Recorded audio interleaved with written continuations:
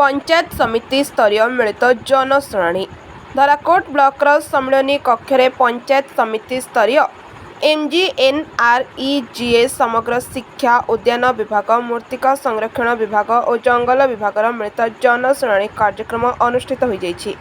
एथिरे मुख्य अतिथि भाବେ अतिरिक्त उपजिलापाल छत्रपुर प्रार्थी सारथी हांसदा, बीडीओ संग्राम केशरी जेना, एबीडीओ सुशील पटनायक, सहकारी निर्वाही जंत्री प्रमोद कुमार पाणिग्राही, बीओ रमेश चंद्र साहू, एबीओ सौरी शंकर बेहेरा, एपीओ नंदिनी दास, बीएसए भगवान पंडा प्रमुख उपस्थित थिले। एथिरे 2025-26 आर्थिक वर्ष एप्रिल मासठारु सेप्टेम्बर मास पर्यंत मनरेगा योजन होइतिबा कार्य गुड़िकर समीक्षा करा जायतिला।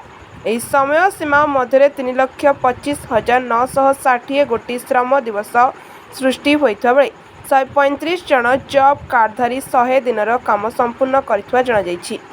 सेहीपरि समग्र शिक्षार 28 गोटी विद्यालयर समीक्षा करा जायतिला। अन्य लाइन विभाग मध्य मूर्तिका संरक्षण उद्यान और जंगल विभागर कार्यर समीक्षा करा जायतिला। धराकोट ब्लॉकर स्पेशल एडिट अधिकारी कहितले जे समस्त पंचायत रे ग्राम सभार गुरुत्व दिया जाउ नथिबा बेले प्रकृत श्रमिक चिन्हट और मास्टर रूल उपरे फोकस देथिले। शेष पर्यायर आमे जानिबा आम बजेटर सचेतन कार्यक्रम शुभारंभ करा जायतिला।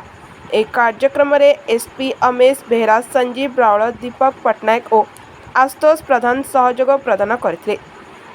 एबीडीओ सुशील पटनायक धन्यवाद अर्पण करथिले। ब्यूरो रिपोर्ट जनताଙ୍କ स्वर।